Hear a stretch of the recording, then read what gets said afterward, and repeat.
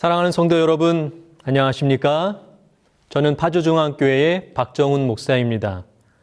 오늘 저는 여러분들과 함께 사도행전 13장과 14장, 그리고 사도행적 17장과 18장을 본문으로 바울의 입장에서 말씀을 나누어 보려고 합니다.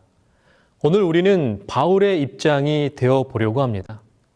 설교를 들으시는 여러분들께서 지금 이 시간 바울이 되었다고 생각해 보시기 바랍니다. 자, 그럼 준비되셨나요?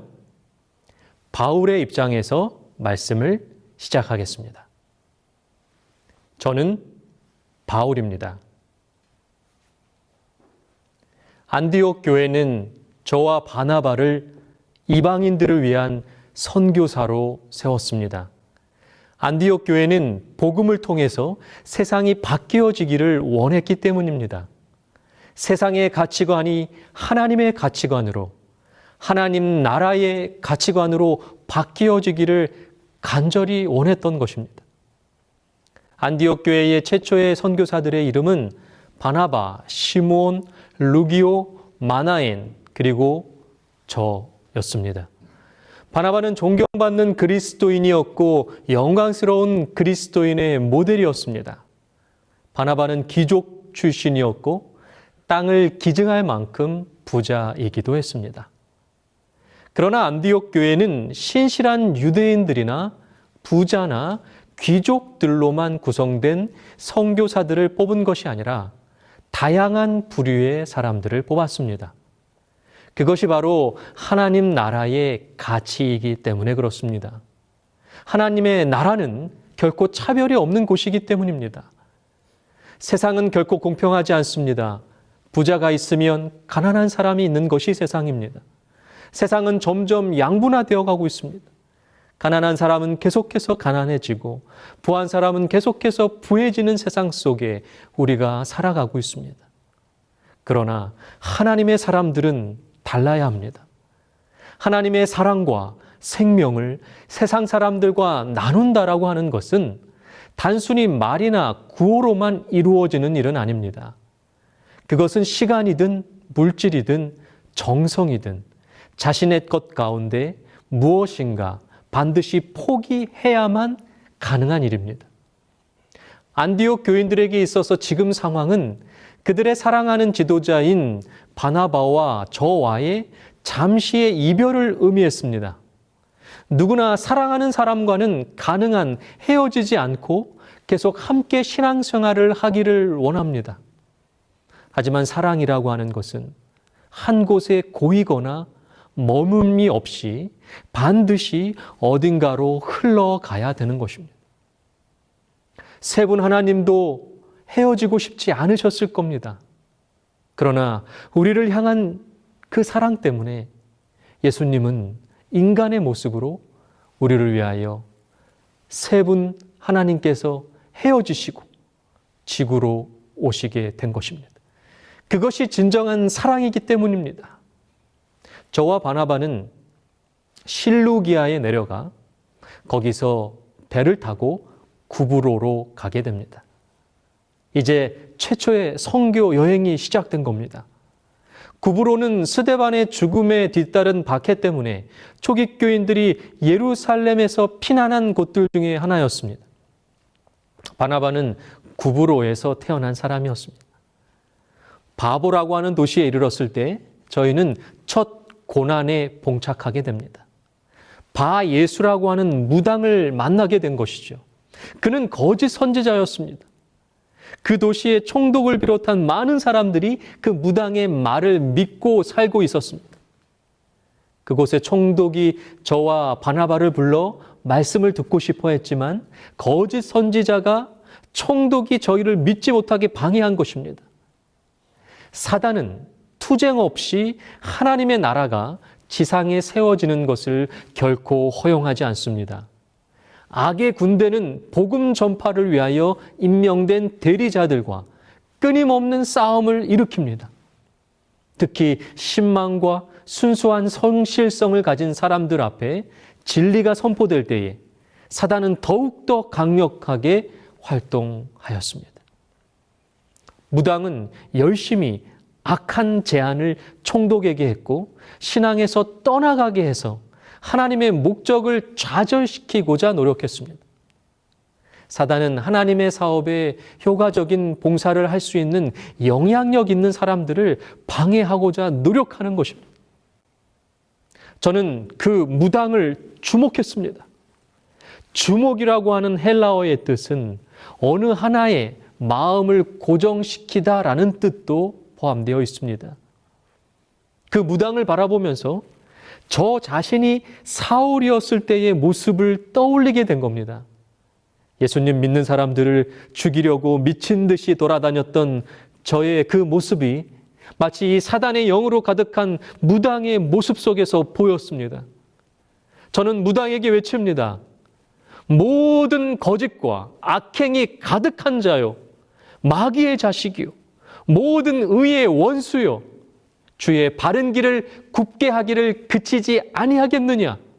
보라, 이제 주의 손이 네 위에 있으니 네가 맹인이 되어 얼마 동안 해를 보지 못하리라.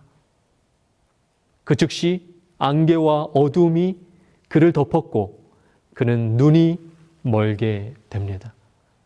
얼마 동안 해를 보지 못하게 된 이 무당의 모습은 신기하게도 예수님을 만나고 얼마 동안 눈이 멀어 있었던 저의 모습과 너무나도 닮았다는 겁니다. 제가 예수님을 만나고 잠시 소경이 되었을 때 저는 그때 비로소 변화될 수 있었습니다. 저는 이 무당도 저처럼 변화되기를 원했습니다. 무당은 사단에게 철저히 포위되어 있었지만 저는 용기를 가지고 원수의 대리자로 일하는 사람을 책망했습니다. 주님은 무당의 눈을 멀게 하셨고 한낮의 빛을 보지 못하게 하셨어요. 이처럼 소경이 되게 한 것은 그가 회개하여 하나님께 용서를 구하게 하려고 일시적으로 멀게 한 것이었습니다. 모든 것이 하나님의 능력으로 이루어졌다는 것이 증명되었습니다. 그 능력으로 인하여 총독은 저희가 가르친 교훈들이 진리임을 확신하고 복음을 받아들이게 됩니다. 하나님의 진리를 전파하는 이들은 여러 가지 다른 형태의 교활한 원수를 만나게 될 것입니다. 그러나 저와 동료들은 여행을 계속 이어 나갔습니다. 어떠한 고난이 있더라도 말입니다. 밤빌리아에 있는 버가로 가게 됩니다. 고생스러운 여행이었고 고난과 궁핍을 당하며 도처에 위험이 둘러싸여 있는 여행이었습니다. 저희는 보이는 위험과 보이지 않는 위험에 둘러싸여 있었습니다.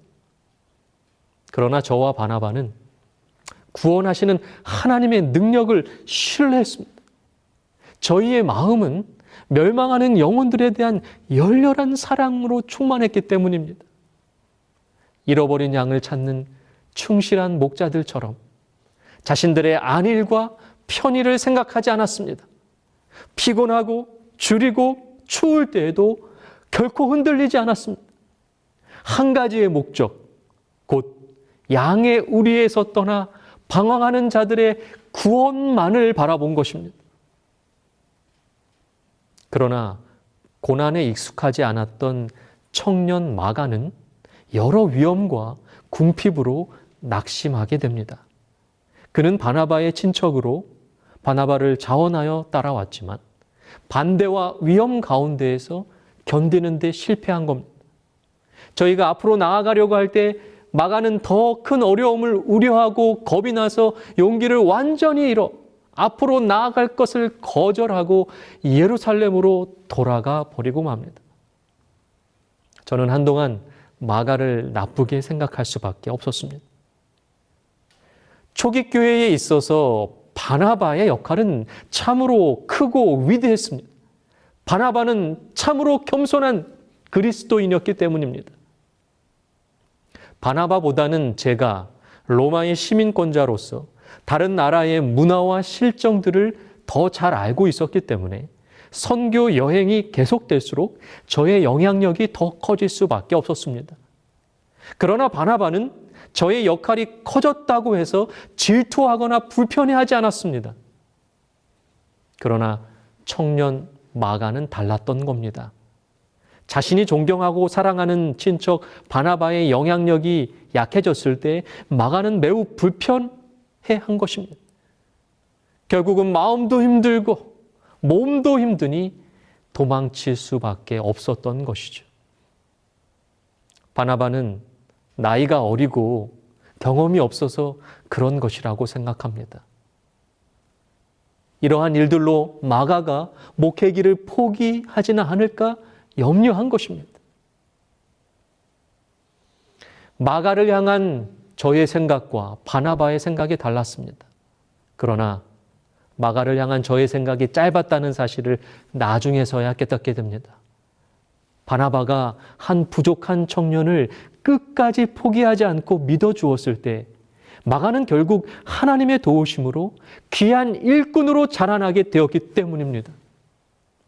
사람은 본질적으로 자기 자신을 높이려고 하는 습성이 있습니다. 그러나 하나님 나라의 백성인 그리스도인들은 바나바처럼 다른 사람을 높이고 세워줄 수 있는 사람이 되어야만 합니다. 그 다음 여행지는 비시디아 안디옥으로 향하게 되었습니다.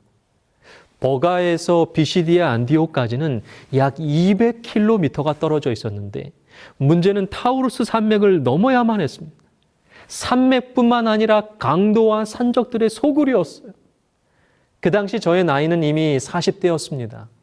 2000년 전 로마 제국 시민의 평균 수명이 50세 미만이었음을 감안하면 그때 저는 벌써 초로의 나이에 접어든 셈이었습니다. 청년 마가만 함께 있었어도 그렇게 힘들지만은 않은 여행이었을 겁니다. 그렇다고 해서 우리는 선교 여행을 결코 포기할 수 없었습니다. 힘들게 도착한 저희는 역시 유대인 회당에 들어가 설교를 하게 됩니다. 예수님을 사람들의 구주요 예언의 메시아라고 전했습니다. 유대교 지도자들이 구주를 거절한 것에 대하여 그 사실을 말하기를 주저하지 않았습니다. 메시아에 대한 예언들이 성취되었음을 밝히 말하고서 회개의 기별과 그들의 구주 예수 그리스도의 공로를 통한 죄 사함을 전파했습니다.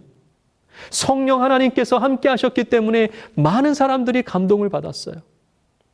구약의 예언들과 그 예언들이 나사렛 예수의 봉사에 성취되었다는 선언은 메시아의 초림을 사모하는 많은 영혼들에게 확신을 가져다 주었습니다. 믿는 사람들은 열심히 복음 기별을 다른 사람들에게도 전파하기 시작했습니다. 그러나 믿지 않는 유대 교도들로 인하여 저희는 그곳에서 쫓겨날 수밖에 없었습니다. 그러나 낙심하지 않았습니다. 그들 중에는 믿고 받아들이는 자들이 있었고 기쁨과 성령이 충만했기 때문입니다. 고난으로 인하여 저희는 어쩔 수 없이 이고니온으로 피해서 가게 됩니다. 그곳에서도 먼저 회당에서 전하기 시작했습니다. 복음이 성공적으로 전해졌지만 유대 교도들에 의해 또다시 핍박을 받게 됩니다. 저희가 전한 기별이 인기가 올라가자 믿지 않는 유대교도들은 시기와 증오로 충만하여 그 즉시 저와 바나바의 노력을 중단시키고자 했습니다. 거짓되고 과장되게 나라 당국자들에게 저희를 모함했고 은밀하고 위험한 음모라고 주장했습니다.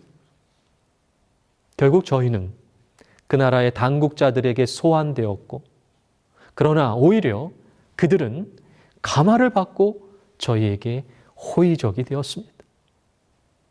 저희들이 당한 반대로 인하여 오히려 진리의 기별이 더 크게 인기를 얻게 된 것입니다. 유대교 지도자들은 매우 분노했고 폭력으로 그들의 목적을 달성하고자 했습니다.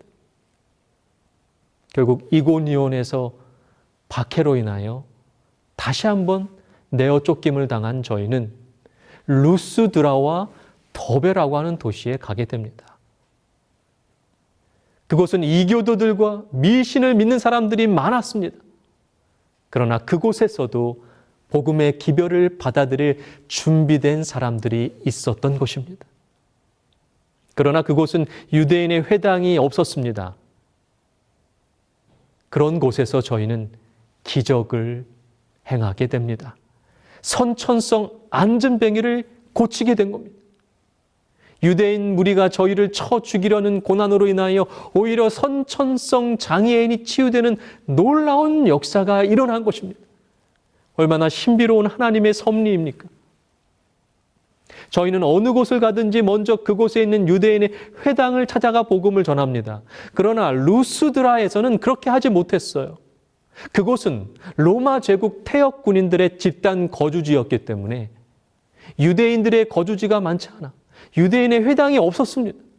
그래서 어쩔 수 없이 야외에서 복음을 전했고 그곳에서 선천성 하반신 마비자가 그 복음을 듣고 기적을 경험하게 된 것입니다. 만약에 유대인 교도들의 이 핍박이 없었다면 유대인 회당이 없었던 루스드라는 그냥 지나쳐 버렸을지도 모릅니다. 고난으로 인하여 저희는 루스드라로 갔고 회당이 없어서 야외에서 복음을 전한 것이 한 불행한 영혼을 살리는 놀라운 기적으로 다가온 것입니다. 루스드라의 사람들은 이방인을 숭배했기 때문에 안전뱅이를 고친 저와 바나바를 신이라고 추앙한 것입니다. 한편 비시디아 안디옥과 이고니온에 있었던 유대교도들이 저희가 있는 곳으로 쫓아와서 저희를 돌로 칩니다. 그런데 갑자기 유대인들뿐만 아니라 그곳에 있었던 시민들도 함께 동조하기 시작한 겁니다. 저와 바나바를 신으로 믿어서 제사까지 드리려 했던 사람들이 왜 갑자기 돌변해서 유대인들 편에 서게 된 것일까요? 유대 교도들은 뭐라고 충동한 것일까요? 루스드라 사람들의 대부분은 경제활동이 자신들이 만들어낸 신들과 연관되어 있었습니다. 저희의 복음은 그들의 생업을 잃게 하거나 경제적 손실을 가져온다는 것을 유대 교도들이 충동한 것입니다. 저희는 정말 거의 죽을 뻔했습니다. 돌에 맞아 죽을 뻔한 경험까지 했다면 보통 사람이라면 어떻게 해야 됩니까? 말이 돌에 맞아 죽는 것이지 여러분이 한번 돌에 맞아 죽을 뻔했다고 생각해 보시기 바랍니다. 선교 여행을 잠시 중단하고 몸을 추스르고 포기하거나 하는 것이 정상인 것입니다. 그러나 저와 저희 일행은 그렇게 하지 않았습니다. 제가 돌에 맞고 있을 때에 무슨 생각을 했을까요? 스데반이 떠올랐습니다. 저는 늘 스데반이 죽었을 때의 순간을 잊지 못했습니다. 예수님을 믿고 난 후에 가장 마음속에 아픔으로 남아있는 것이 바로 스데반을 돌로 쳐 죽일 때 제가 가장 앞장섰던 일이었습니다. 제가 했던 그 일을 그대로 똑같이 당하게 될 때에 저의 마음은 오히려 편안했습니다. 스데반과 똑같은 모습으로 순교할 수 있다면 그것만큼 큰 영광이 없었기 때문입니다.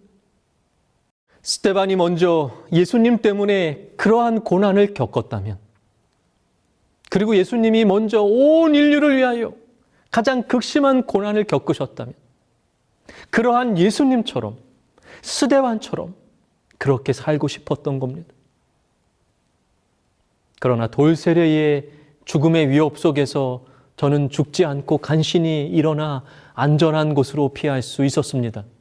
그리고 다시 일어나자마자 조금도 주저하지 않고 그 성으로 다시 도로 들어갔습니다. 방금 저를 돌로 쳐 죽였던 사람들이 득실거리는 곳으로 말입니다. 저는 성한 것이라고는 없는 상처와 피투성이었습니다.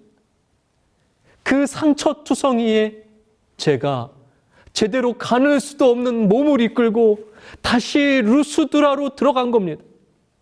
왜 저는 그렇듯 무모하면서도 미련한 짓을 했을까요? 제가 사랑하는 예수 그리스도 때문이었습니다.